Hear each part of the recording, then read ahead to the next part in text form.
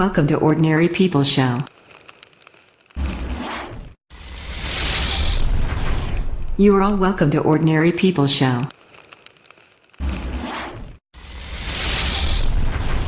You are all welcome to Ordinary People Show. You are all welcome to Ordinary People Show. You are all welcome to Ordinary People Show. You are all welcome to Ordinary People Show. Good morning, good afternoon, good evening, depending on where you're listening from in the world. My name is Jacqueline Dixon, and you're tuned in to the Ordinary People Show. Ordinary people can do extraordinary things. We're broadcasting live from Toronto, Canada, and we're powered by GBKM TV. We're in studio this morning with a continuation of the political talks with our upcoming election, federal election. As we know, the candidates are on the campaign trail. They're knocking doors, they're making phone calls, and GBKM is doing our part to ensure that we provide you with unfiltered news so that you can get educated on the issues that matter to you and your household. We want to make sure that you're an educated voter. So who do we have in studio with us today? Just as we promised, we have Maria Augimeri. She's going to be in studio today to talk about her platform and her vision for Ward 7 Humber River Black Creek. Judy Scroll was here last week, and now it's Maria's turn to tell you what she feels is best for this community. Ladies and gentlemen, we're so excited to get started with today's interview. But before we do, let me start with our pleasantries as we always do. First of all, we want to thank our sponsors for giving us the opportunity to be on air today. Our number one sponsor is Blue Flame. Blue Flame Heating, Cooling, and Mechanical. They specialize in heating and cooling needs for residential and commercial. They provide 24-hour service right here in the GTA. Give the CEO himself a call. His name is Neville Hall, and he can be reached at 647-881-5111. That's 647-881-5111. And don't forget to tell him that you heard about him on the Ordinary People Show so that you can receive your additional 10% in discounts. Ladies and gentlemen, also we want to send a special happy birthday to all of our Nigerian listeners.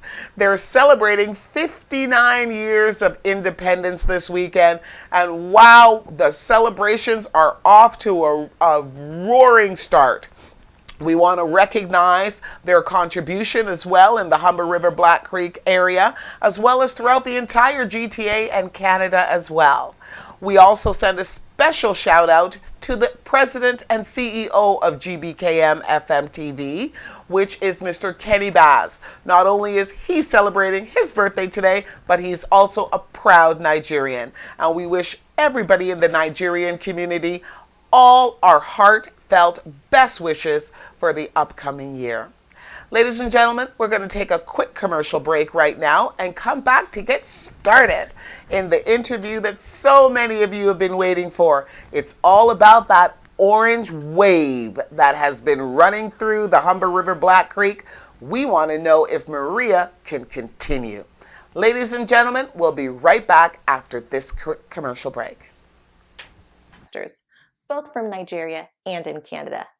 The summit will see participants from the public and private sectors, including agriculture, alternative energy, ICT education, solid minerals, healthcare, and infrastructure. Several corporations and stakeholders from the emerging markets and developed world, as well as government officials of both countries, are expected to participate at this event. Register now at canisc.ca.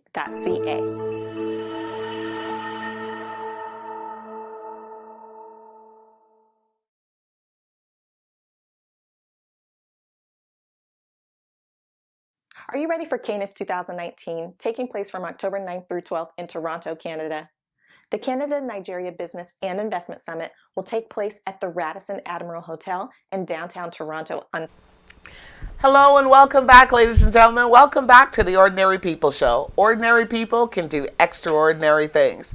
And we've got a lady in studio today that is doing some extraordinary things. And I'm sure you've heard and seen her, Maria Augimeri. She is the candidate for MP, federal MP, for the Humber River Black Creek.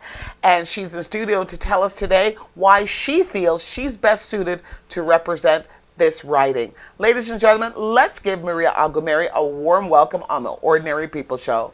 Hello, Maria. Thank you so much for having me, but it's Augimeri. Augimeri! Yes, thank you so much. So many people do that, but thank that you G anyway. comes through too strong. Augimeri, thank Yes, you so much yes. for that.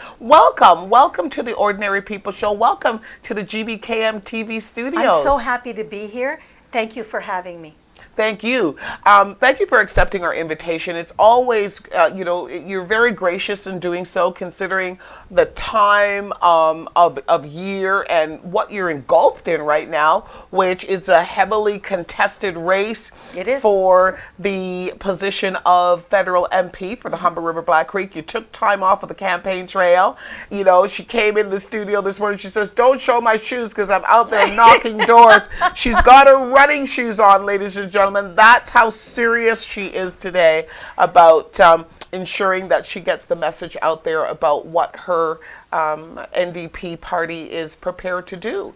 And we're going to ask her the questions that matter to you, and you're going to be able to make that decision for yourself. But first of all, let me frame it up for you just a little bit once again so that we get a clear understanding of the Humber River Black Creek riding.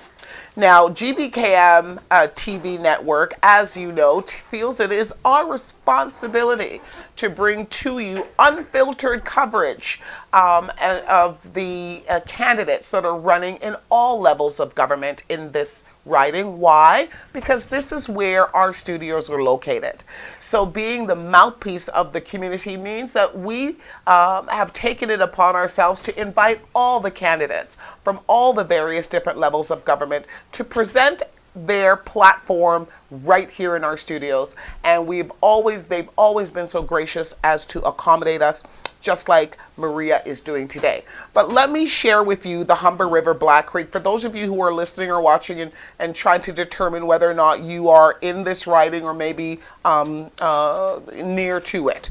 So Humber River Black Creek is a federal electoral district in Toronto, Ontario, that has been represented in the House of Commons of Canada from 1867 until 1904, and since 1917. Prior to the 2015 election, the riding was known as York West. Now, as per the 2016 census, Humber River Black Creek is the City of Toronto riding that has the highest percentage of people belonging to the Latin American community, 9.5%, and South Asian, 8.9%. Visible minorities. It's also the City of Toronto riding that has the highest percentage of Jamaicans, 8.5%, and Vietnamese, 8%. Of ethnic origin. At the same time, it's the only one of two cities of Toronto besides Etobicoke Centre, which also has the most frequent ethnic origin of Italian at 12.8%. Wow. What a melting pot, Maria. What a melting pot. Tell us about the demographics, those statistics that I just shared. Can you share a little bit about your experiences of dealing with so many different people from various different backgrounds? Well, I'm an anthropologist by profession. I used to teach anthropology at York University, and so it's right up my alley. I love working with different ethnic groups. I love working with different religious groups. So I've been in the community over 35 years doing so. Both as a student, studying, teaching, and being part of the community advocacy for all the different neighborhoods, all the different communities, and I love it. Wonderful. So tell us now, when you're representing so many varied cultural backgrounds, how important is it to be sensitive towards the cultural differences or needs, or are there any differences in needs? Oh, absolutely. Tell us about that. Absolutely. And my interest started a long time ago when mainly Italian and black kids were being streamed. It was called the streaming of immigrant kids in Toronto schools. So the Toronto School Board at the time was nudging kids of Italian and black origin to just go into the industrial or commercial stream in the school system, not the academic stream. So I got involved with the NDP then to try to correct this this cultural phenomenon, which resulted in the de-education, the uneducation, if you will, of many kids. They were streamed into technology courses, commercial courses, and they actually tried to stream me into a secretarial course. And my family had always said, no, you're bound for university. No matter how poor we were, you know, my parents had said, no, you're going to be a lawyer, you're going to be a lawmaker. And we fought that successfully. And so, and then in the next generation, it was the Portuguese kids who were being streamed. So we had to make sure that the Toronto School Board knew that they were being racist, they were being culturally insensitive. And that's when I got my oomph to fight, and I became a trustee, a school trustee. That was one of my favorite jobs ever in the 80s. I became a school trustee with the North York Board of Education, and I started fighting then for racialized groups, for minority groups, and I believe that my sensitivity rises every day. Of course, we start out with a lot of misconceptions, and if we're open, our brains and our heart, we learn, and those misconceptions disappear. Wonderful. Thank you so much for that explanation. So you just shared basically with our listeners and our viewers the fact that you've been around for quite some time. You got bit by the bug at a very early age, right? University. Yeah. You got bit by the bug at an early age, and you wanted to clearly make a difference in whichever manner you could. And entering into the political arena via the school trustee, I've been told, is one of the best ways to get that ground level work and see what it's like to be in the field, and move up from there. So you definitely appear to have taken all of the right steps, and your process to becoming who you are today seems to be the best practiced way of doing so. But at the same time, you have spent a lot of years as a decision maker, as a person of influence. And the statistics that have come out in a recent report a few years ago, 2015, because again, maybe you can share with our listeners and viewers, you went from school trustee, and I believe you then went into council afterward, representing at that time a city council, which is at the municipal level, right? Yep. And for a ward, was that Ward 6 or 5? Ward 5 at that time. It included York University, all the Keele Finch area, the Downsview area, a lot of the area that I'm running in now as an MP. Right. Okay, wonderful. And now I know that we've changed a lot. They've redesigned the writing so that the municipal and the federal now match up with the same parameters as far as coverage is concerned. So you're vying for a position that would encompass over 100,000 residents, right? The Humber River Black Creek. And we know it's one of the biggest melting pots that the GTA has to offer. But at the same time, as a city councillor, you represented the NDP platform for quite some time, and you were successful. You were a successful city councillor because you've been around for that time period. Can you tell us, during your tenure as a city councillor, what you feel would be some of your biggest success stories that you were able, or initiatives that you were able to bring forward?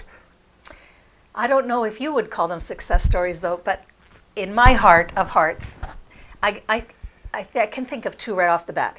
One, it took me 11 years to build the Jane Shepherd Library. Okay. I had no support in council or the mayor's office for that library. I had to do it by hook and by crook, and I did it. Mm-hmm. It was the poorest area that I had represented at the time, Jane Shepherd. Mm-hmm. The 2,500 children and youth in that area did not have computers, home computers. Mm-hmm. I built an award-winning library at Magellan and Shepherd, 1 block away from Jane Street. This still gives me goosebumps. Within 4 months of the opening of that library, there was a 76% increase in the readership of the youth in that community.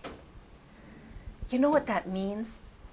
To be able to change a person's life, to be able to know that you had a hand in uplifting the families through their youngsters. I'm so proud. It was the first library to have the lending of laptops, the reading garden. I built an amphitheater next door, and the children from the community named it. It's called the Reading Sprouts Garden.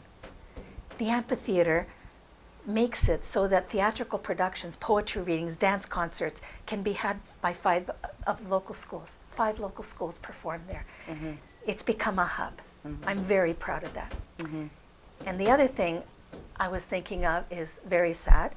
The year that Brianna Davey was shot in a gunplay for drugs in the Grand Ravine and near Jane community. Mm-hmm. I called together about 35 very interested people in the community, the Salvation Army, many of the residents, and all the social service providers from the city. Mm-hmm. And we built the Building Hope Coalition.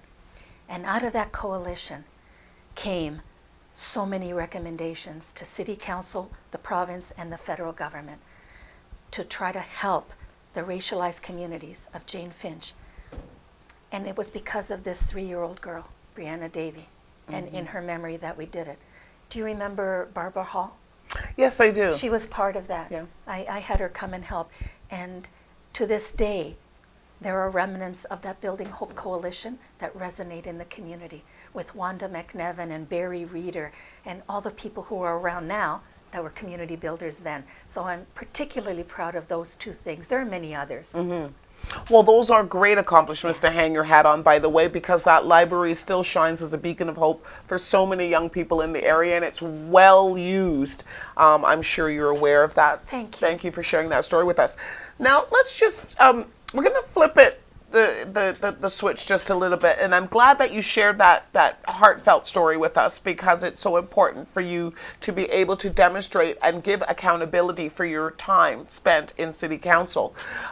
But there are so many other things also that took place over the many, many years that you were in a decision-making position. I'm just going to share a few of them with you in the same way that I shared with your opponent. In 2015, the Toronto City Council unanimously adopted a TO Prosperity, Toronto Poverty Reduction Strategy, which aimed to create by 2035 a city where everyone has access to good jobs, adequate income, stable housing, affordable transportation, nutritious food, and supportive services. Since the adoption of the TO Prosperity, City Council has supported some important initiatives to advance the strategy. Free public transit for children under 12, discounted transit fares for adults receiving social assistance and disability support, a social procurement policy that improves access to city contracts for equity-seeking groups, expanded city services including childcare, recreation, student nutrition, library programs, youth hubs, and shelters. Despite these initiatives, the city has a long road ahead to make on its commitment to a poverty-free Toronto. The latest statistics underscore the high levels of poverty in our city and the challenges facing the current mayor and city council. We have a total of 47% of tenant households that lack affordable housing, spending 30% or more of their income on shelter costs. The social housing waiting list is at a record high, with just under 100,000 households waiting for affordable housing, including over 24,000 families. In addition, the shelter system is full, leaving the most vulnerable residents at even greater risk. Good jobs are in short supply, and over half of Toronto workers lack full-time permanent jobs with benefits. So, yes, you did bring forward a library, and yes, we're still reaping the rewards of having that library, but these statistics, however, are not pretty. And as I said to your opponent, do you not play a role in these statistics for the length of time that you were in city council? Yep. How did we get to a point Yep. where this is the reality of what families are facing? Those statistics are shameful, and nothing much has changed in the past few decades. In fact, when my family was making application to enter social housing, we waited 9 years. It's about 10, 11 now. It's getting worse. Two things you have to remember. One, no city in the world can solve poverty. It's impossible. Tell us why. Because Why do you cities feel don't that? have access to income tax. Okay.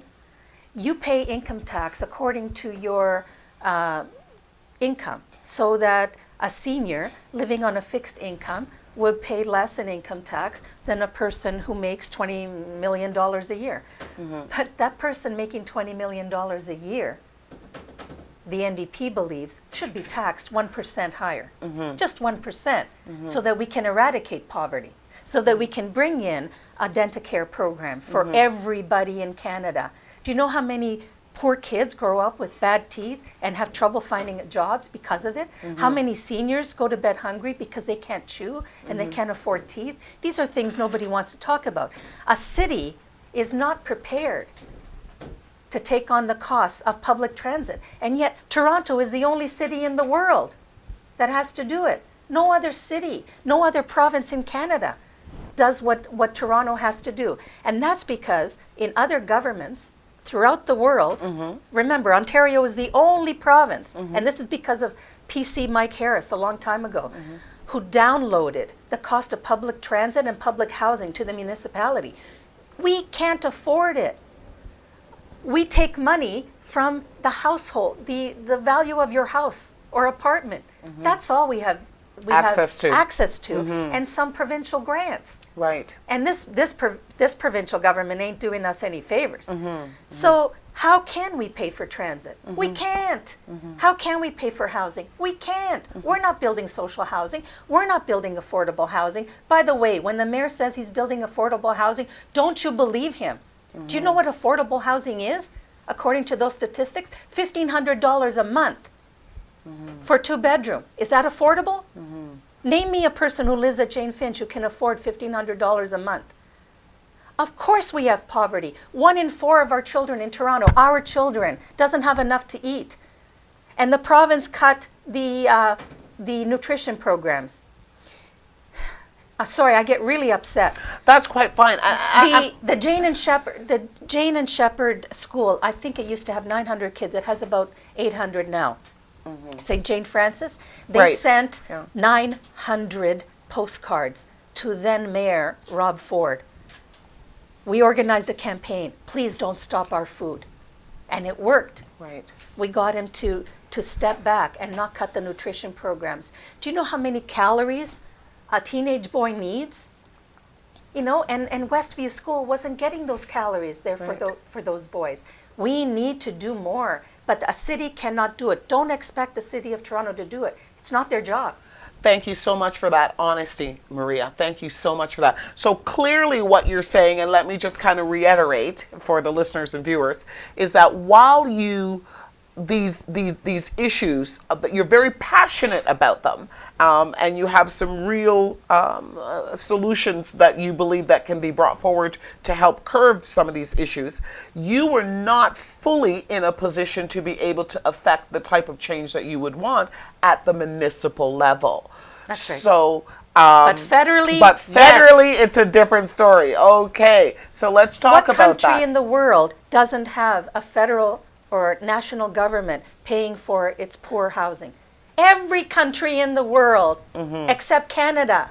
Okay, so now you're setting your sights on the federal leadership for the Humber River Black Creek, and that's where you're saying the bulk of any monies that could be potentially filtered into this community would be coming from. But not just money. Think about a city charter. Why should we be at the mercy of a Doug Ford government provincially? The federal government could charter cities the way it has done in other parts of the world so that we become our own city-state. Toronto deserves it. We have enough of a population now to be a city-state and to garner our own support and to lead our own destiny in terms of poverty reduction, in terms of transit, and in terms of housing. Okay, so now that we've moved the conversation to the federal level of jurisdiction, which is what an MP would be representing, what you're trying to accomplish here is what I call the trifecta, because there's been an it's the trifecta, and kudos to you guys if you can pull it off. I'll tell you that, because there is an orange wave clearly moving through the Humber River Black Creek. Absolutely. Area, and you guys are controlling 2 out of 3 levels of government currently, and you would be the icing on the cake for the NDP party, assuming that you can take out longtime incumbent, as we know, Judy Scrow, Yes. who has a stronghold Yes. on this community. Let's face the facts. This is a liberal stronghold, and for you to be able to come in and upset the balance of power here would be quite an accomplishment for you. So I want to talk about why you feel you would be better suited to represent the Humber River Black Creek in federal parliament than Judy Scrow. Well, first of all, I'd be full-time. I'd be a full-time fighter, and that's what this community needs. In Ottawa and elsewhere. We need someone who's going to show up. We need someone who's going to speak. We need someone who's going to vociferate the problems, the dreams, the anxieties, the hopes, the aspirations of the people who are living here and the people who are working here. Because we have temporary workers here who, get killed on the job. Look at Fiera Foods in this riding. 5 temporary workers killed. One woman because she had a hijab and the scarf got caught in machinery and was strangled to death. We need protections at the federal and provincial levels for our temporary workers. Thousands of people in Humber River Black Creek are temporary because of the work situation. We need stronger federal laws to protect people who are temp workers. We need stronger provincial laws. And Tom Rakocevic is an excellent member of provincial parliament who is doing just that, because the Liberals are just non-existent at the provincial level, as you know. So the NDP is the strong opposition under the leadership of Andrea Horvath. And Tom Rakocevic is doing an excellent job trying to get temporary workers the laws that they deserve, and that again, I say, in other places in the world they have. So we have to look to models in Europe, elsewhere. For example, medication. We pay 3 times more for medication, sometimes 10 times more, for diabetes medication, for blood pressure medication, than they do in Europe, for example, in Austria. Right. Why? Why? The federal government, if you look up how many times the Trudeau government has met with multinational pharmaceutical firms, more than 800 times in 4 years. Why? Why? But Maria, let's break this down a little bit, because I want my viewers and my listeners to have a clear understanding of how this parliamentary system works. Okay. So, on a federal level, the current leader of the federal Liberals is our Prime Minister. Yeah. Which is Justin Trudeau. And that's because he holds the majority of seats out of the 338 available seats for the federal ridings. However, he holds he the got majority of seats. Yes, but he got that with only 35% of the vote. So that's something that Canadians need to understand. He promised to change the electoral system, and he lied. He didn't do it. If he had done it, we would have a more representative parliament. Okay, fair enough. Imagine a majority government with only 35% of the vote. And it's a pretty big majority. In order to remove the Liberals from federal rule, I mean, they would have to lose a huge number of seats in order for that to happen. And then furthermore, in order for the NDP to run government, I mean, that 180, if not more, would be just, something never heard of. We could maybe Except in Ontario. Yeah. Okay. So Ontario is where the federal NDPs are looking to. No, I'm saying that they thought that we could never win, and then in Ontario we won a majority. Yes. Yeah. Now, the reason why I need to bring this up, of course, is that assuming that Humber River Black Creek sends you to Ottawa, Yes. they're going to want to know what you're going to be capable of getting done. Yes. And assuming that the NDP does not make it into government, what are you going to be able to bring back under a Liberal Prime Minister? I believe that there is going to be a minority government. Okay. In a minority government, I believe that the NDP would be in a very powerful position to help make laws that Canadians would favor. Okay. And the reason, if I understand that right, is that assuming that we go to a minority government, that means that the Liberals would lose a vast number of seats, but they would still win the election. They're going to need the support, if I'm understanding you correctly, from the NDP. That's right. To pass legislation. That's right. And that puts you now in a very powerful position. Exactly. Is that what I'm hearing? Exactly. Wonderful. Okay. If that's the concept, Yes. well then kudos to you. You're too kind. Thank you. Kudos to you.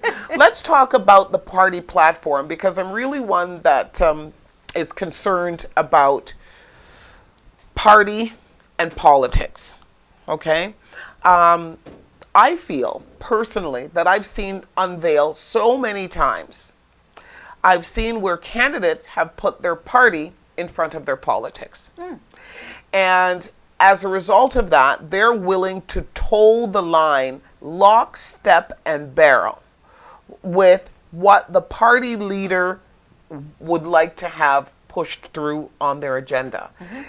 Even if it doesn't necessarily complement the best outcome for your riding. Okay. And I want to know, are there any candidates that are out there that are willing to vote against any proposed legislation that their party leader would bring forward if they know that that could potentially hurt?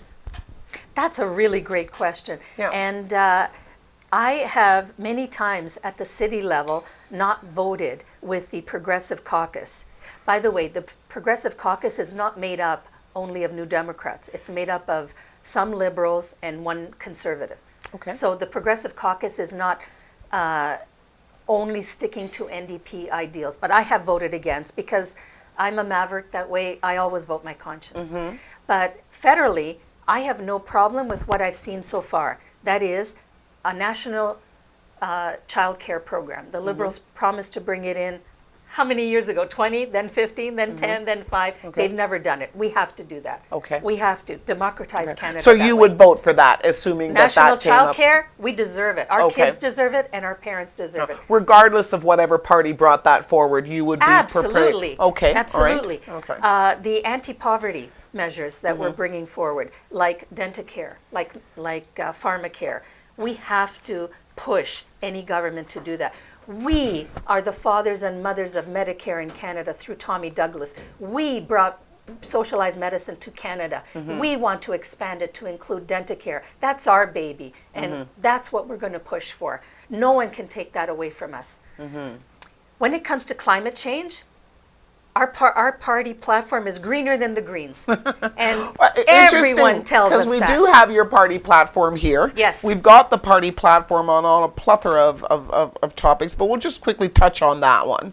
So for the New Democrats, what your party platform says is that the NDP wants to cut Canada's greenhouse gas emissions to 450 megatons by 2030. To get there, it would spend $15 billion retrofitting buildings and create a climate bank to invest in renewable energy and clean technology.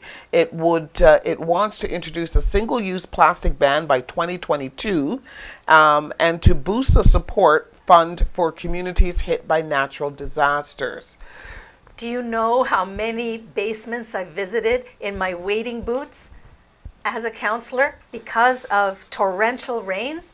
Do you know that 100-year storms, a storm that's supposed to happen every 100 years, Hurricane Hazel wasn't even a 100-year storm, by the way, it was a 50-year storm, are happening every 5 years now? Cities can't deal with climate change. The federal government has to step in and offer us money to revamp our infrastructure. Cities can't do it. With respect to climate change, I was chair of the Conservation Authority. By the way, because of me, they're getting a brand new building on Shoreham. Oh, wonderful. State-of-the-art, enviable building with zero carbon footprint at Shoreham and Jane. Really a big kudo for Jane and Finch. We need to put money where future generations are going to benefit from it. No better place than the environment. We want to give money from the federal level to cities so that we can electrify our buses and all our fleet. You know how much we pollute now with our buses? And our buses are the backbone of the TTC. I know because I was chair of the TTC and I fought for that. And federal governments have always said no because they don't think it's sexy. It's not a sexy announcement to make. Making a subway stop is a sexy announcement. Announcing a new subway is a sexy announcement, but not giving us money to operate. That's what we need. Right, right. So Maria, I'm just interested because I know that the Liberals say that they plan to cut out coal power by 2030. That's their goal. And pledge a net zero emissions by 2050, and they believe that by imposing the carbon tax that they're going to be able to accomplish these things. I don't see that in the NDP platform. I'm not seeing the. We're not going to make promises for 2050. We only have 11 years.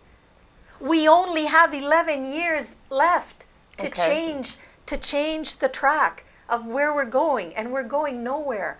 Our children's children won't be able to freely drink the water that we pump out of Lake Ontario now. By the way, Toronto water is like the best in the world. I've been told. Our children's children won't be able to travel our streets without wearing gas masks. We only have 11 years. That's just a decade away. We're going to make promises that we can deliver on in the immediate future and promise 300,000 jobs, new jobs, because of the green technology for workers who will lose their jobs because of the green technology. Thank you. Let's talk about guns. It's a big issue, big topic. We've heard some people say that Toronto has turned into, the little New York. We are emulating some of the things that are happening in these big cities like New York and Chicago. But why are they with happening? the gun violence? Why? And we just can't seem to put a hold on it, regardless of how much dollars are being invested, how many new projects the chief of police is coming up with. It just seems to be progressively getting worse. So let's listen to the party platform that the Democrats have put up versus the Liberals. And the Liberals, what they're saying is they've already introduced Bill C-71, which expanding firearm background checks. But they've rolled out more gun policy mid-campaign, promising to ban semi-automatic assault-style rifles and buy back any that were legally purchased. Like the NDP, they want to give cities more power to restrict or ban handguns. And the party has reiterated it will not bring back the long gun registry. Now, the NDP has not endorsed a national handgun ban, but has called for cities to be given the power to ban handguns. Yep. It also wants to crack down on illegal guns and combat smuggling. The party has pledged $100 million over 5 years for after-school sports drop-in programs to prevent youth from getting involved in violence. Is that the answer? No. No. There's only one answer here.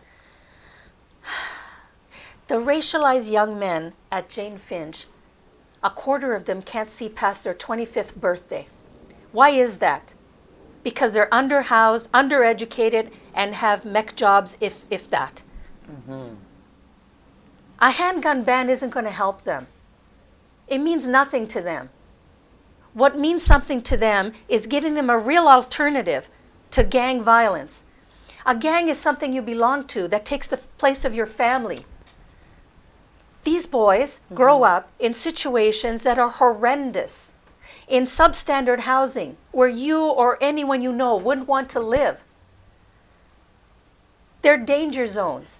They were made in the 70s to corral racialized communities. They're inward looking. There's no way of looking out.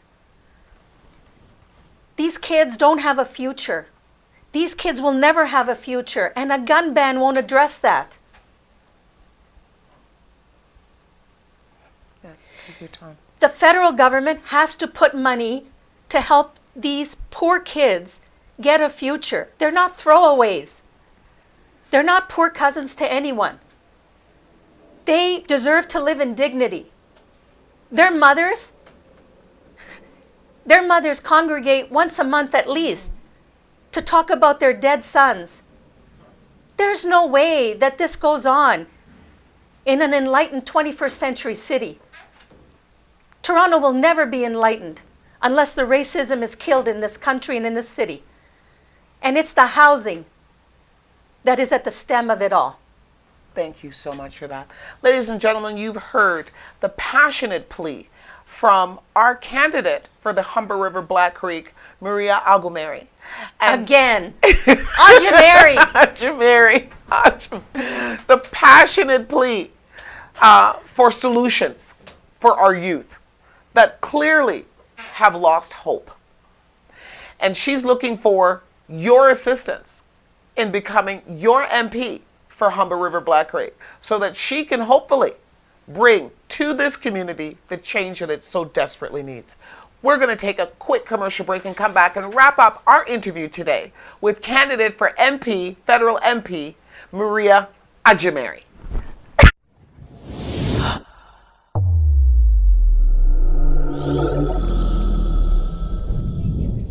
My name is Nadej Wedrago Alonso. I'm the founder of AOF Immigration Canada. AOF Immigration Canada is an immigration consulting office. We are located in Mississauga and we are specialized in all types of immigration matters. So if you are a student, worker, refugee, or if you desire to sponsor your spouse, please contact us. We will be able to help you. See you soon and thank you.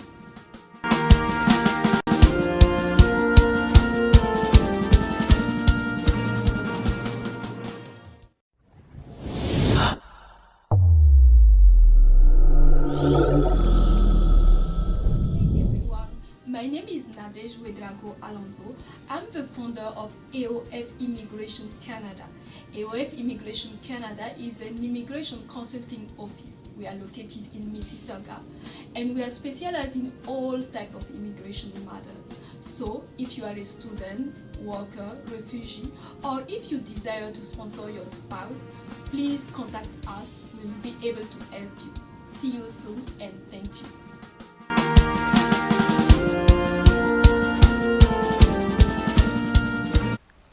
Hello, ladies and gentlemen. Welcome back. Welcome back to the Ordinary People Show. I'm your host, Jacqueline Dixon.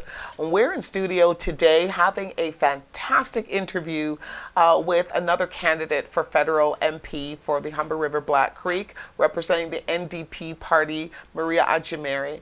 And if you just tuned in, or maybe you've been listening since the beginning of the show, you've seen passion, you've seen fury, you've seen fire unleash in this studio today by a lady who's clearly on a mission. And the NDP are out to finish off the trifecta for the Humber River Black Creek community, which is the melting pot of the GTA. And Maria has just finished sharing with us her vision, or for what she believes is the solution to the gun violence epidemic which has taken over the GTA and has heavily affected, of course, the Jane Finch community, which is within the Humber River Black Creek. Maria, you know, my dad, I always bring my dad up, okay, is a proud homeowner in the Humber River Black Creek for some 40 years, and he would never think of moving anywhere. And every time I hear people talk about the Jane Finch or whatever, I think about my dad, and I think about how many opportunities he's had to leave this area, and he's never chose to do so. Why is it? Because I think in a lot of cases, people misinterpret or misunderstand the beauty of this of this writing. And it wasn't until I ended up coming to the GBKM studios that I reacquainted myself again with the beauty that is here. There are some pristine homes on the back streets, well-manicured lawns, proud homeowners that have been here for decades upon decades that would never think of leaving this area. It's so unfortunate that the negative publicity that is too emphasized because of some incidents that have occurred, you know, a lot of them with our youth and such, seem to overshadow these wonderful residents. Can you tell us about these beautiful residents and these homes? And first of all, we have a lot of ravines. We have beautiful ravine systems that are owned by the Toronto and Region Conservation Authority, of which I was chair. I spoke about it earlier. And we take great care to preserve the ravine system. And as you know, the quality of drinking water that we get from Lake Ontario comes from the rivers, and one of them is Humber. And the Humber and Black Creek, tributary to the Humber, flows down our way in Humber River Black Creek. So the homes are beautiful. They are renowned. And there's my favorite button is I Heart Jane Finch.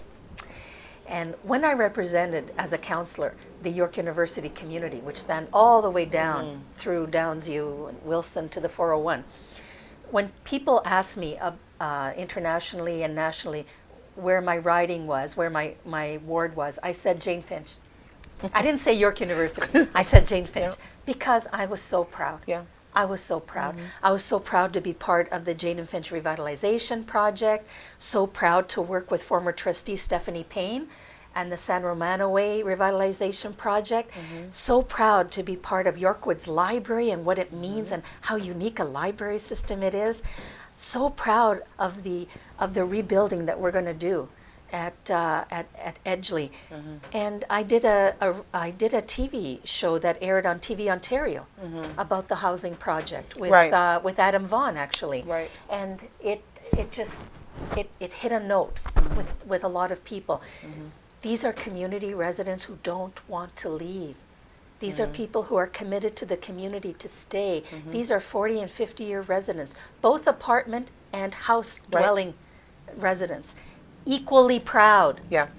Yeah, beautiful, beautiful landscaped homes, you know, especially around the back streets and such like that. So I always take the opportunity to share that it's not all doom and gloom. The vast majority of people within this writing are law-abiding, great upstanding citizens. Absolutely. And very, very warm and welcoming, and you have the best food. And I get hugged at almost every door. It's a pleasure to go canvassing. You can have empanadas on this side of the street, and you Absolutely. go some porchetta on the other side, and get some jerk chicken up top. So it's a great riding that you're looking forward to representing. Let's talk about housing before we wrap up today's show. Housing. What are we going to do about this thing? There's only This one government. is so absolutely ridiculous. Yep. My fear for the young people, the millennials coming up, how are they ever going to be able to afford to leave their parents' home and try to start a life of their own when they're looking at the average rental cost of a one-bedroom now hitting $2,300 a month? Yeah. On a minimum wage salary, which is what a lot of these new jobs are paying. Now, that doesn't compute. No. I believe that with the green economy and with advances in technology, young people, millennials, can niche out a place for themselves in the working world. A lot of them are going to be self-employed. Okay. I believe So you believe that in if we do the right entrepreneurship thing, then? Yeah. I believe Okay. that in the Downsview lands, which are 600 acres, if they were managed intelligently by a federal government, and they haven't been, we could have lots of opportunity for tens of thousands of young people to work.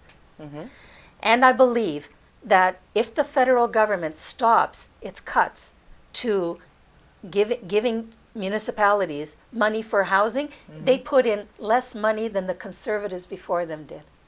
Shameful. Absolutely shameful.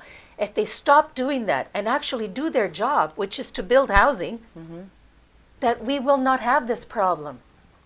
Now, the housing that is, I understand, is being proposed. Now, let's just make sure we understand. This term affordable housing is being used really loosely. And I need somebody to be able to explain this affordable housing thing to us. Federal government got out of the housing market years ago. They used to have something called CHMC, Canada Housing and Mortgage Corporation. Correct. And the last project, I believe, I could be wrong, but I think that was done was a beautiful project that was led by my husband at the 401 in Kiel, 175 apartments for seniors. 401 in Kiel. Now, Yeah, is that the Casa conversion? Abruzzo. No, Casa Abruzzo. Because they converted the hotel. Remember, there That's was another a one. hotel and that was converted. No, Okay. that was private money. Okay. This is federal, provincial, and it works so well. Seniors live in dignity and safety and beauty. Okay, I'm very familiar. 401, yes. 401 in Kiel. Casa Yes. Abruzzo. Okay. Abruzzo is a region in Italy Yes. that my husband is from. Yes. Okay, so we have that. We have that the federal government has shut its door and shut its bank on social housing. But that must be, That's already social, social. right? Okay. That's housing that is geared rent to income. For example, you earn $100,000 a year, you pay 30,000 of it, 1/3, to your rent. Okay. And that's the way it's supposed to be, Okay. say the people who know. Okay. Affordable housing isn't affordable at all. Okay. Do you know what affordable housing is? Please explain it to us. It's a loosely set rate that is pegged at a certain percentage lower than the market value of a tenanted apartment in Toronto. So you say a tenanted apartment is $2,300. 23, so a certain percentage lower than that is like 1,800, and that's the affordable rate. Who sets that standard? Exactly. That's why I'm saying the city's affordable housing is a joke. It doesn't exist. There is no affordable housing. And what's more, when they force the builders to put these affordable units in their condo towers, these few tenanted units, it disappears after 10 or 20 years, so the family gets thrown out. Wow. Yeah. That's affordable, my friends. That's an eye opener for That's us a because slap in the face. everybody has been waiting around to see these promises of affordable housing come to fruition. And I've always, what does affordable housing look like? Are we talking about building more projects? Are we talking, No. I mean, is So that what it that's is? social housing. No. That's social housing. Affordable housing is not more projects. It is a separate, they're separate classifications that I don't believe is affordable that at all. bring you some percentage points down Yeah. from the going medium And rate, again, which is cities still cannot build okay. it because cities don't have the money. They don't have the access So to who's the going to money. build it? It has to be the federal government. They have to step up and do their job. They're not doing their job. Well, the Liberals say that they're going to be bringing 100,000 affordable homes over a decade. And they're also going to be offering first-time home buyers a 10% subsidies of 10% for new homes purchased and 5% on resales with some restrictions. They'll also loosen the restrictions on expensive markets and put a surtax on absentee foreign owners. I don't see what that does for the people living here, but fair enough. Now, the New Democrats say they want to build 500,000 affordable housing units over 10 years. That sounds That's doable. more. You think that's doable? Yeah. Until then, they propose a rental subsidy. So they want to Yes. scrap the federal GST, HST for those constructing new affordable homes, Right. new affordable units, and the party would reintroduce a 30-year term for mortgages insured by the way it used to be. CMHC. Yeah, it should be. Can I tell you something? Do we have time for me to tell you about You a do. project? You're gonna because you're gonna Okay. finish the show. Okay, picture Kiel and Shepherd. Okay. The Yep, north- got it. The northeast quadrant. Okay. There's a forest there. Okay. Okay, so I was able to wheel and deal with the federal government over the last 28 years and save the forest. Okay? Around it, there's a horseshoe. My plan, and this has gone through the community consultation process and with Canada Lands, and they're very supportive of it, is to build seniors housing. Seniors are the most hit in the housing crunch right now. So many seniors don't have a place to go and can't take care of their home anymore. So I had this idea of a scaled housing project in conjunction with health. And I brought in our local hospital on Wilson, the new hospital, Humber River. So my plan is to build a residence that's totally out of this world expensive for seniors who can afford it and private. Lots of those. Because there are some seniors who are wealthy and can afford it. Then we have a section that is semi-supported by government. Okay. Then we have sections that are totally supported by government. And this would be nursing homes, people who can't Right. take care of themselves. And all of that, and it's called aging in place. I was taught that by Barb Collins, the CEO of the hospital, aging in place. So that we have, in the end, hospice. So you've Whole already community. you've already spotted out the land, and it's federal owned land. Yes. And it's it's a great area that Yeah, you it used to picked. be part of Humber River Black Creek, but it was Really? just changed. The boundaries were just changed. So it's across the street. It's where I have my campaign office, actually. Kiel and Grand Right. Ravine. Yes. Yes. Yes. So the hospital, within the next year or two, is going to release great new technology. They'll be able to track seniors off campus, either bracelet or anklet. They'll be able to tell your blood pressure, your heartbeat, off campus. So you can live here and be part of the hospital program. Wilson, Shepherd.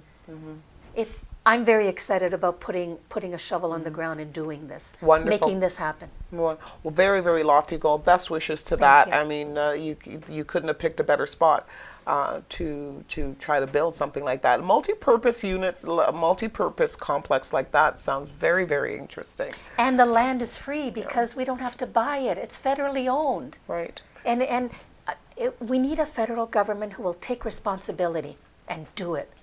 Wonderful. Maria, as we're winding down the show right now, we've touched on housing, we've touched on guns. There's so many different. We've touched on carbon tax and youth engagement as well. I want to, talk about the federal NDP party. The federal NDP party doesn't seem to be making any grounds in the polls. And you're a passionate woman with some really big ideas that you want to be able to take to Ottawa. But why do you believe that the federal NDP has not been able to get the traction that the Ontario NDP, for example, have been able to get accomplished? What's happening here? I don't purport to know the answer, but I can tell you anecdotally what I find at the doors, and there's quite a bit of racism that I'm encountering, that our leader is encountering. People can't seem to get past his turban and his color of skin. I'm very disappointed in that, but we trudge on, and he's, for me, the most intelligent of all the candidates running for leader. He's a criminal lawyer. I mean, you have to have a brain for that. And he's engaging. I think he's charming and friendly. His heart is in the right place. I believe in his policies, and he believes in mine, because it's a two-way street. I voted for him for leader, so I take responsibility for putting him there. I believe that he was the right man for the right time. I'm not going to wear people's racism. If they want to be racist, just get out of my way. I have no tolerance. I have no tolerance. And I think he speaks truth. And I've always been, since I was a little girl, a person who spoke truth to power.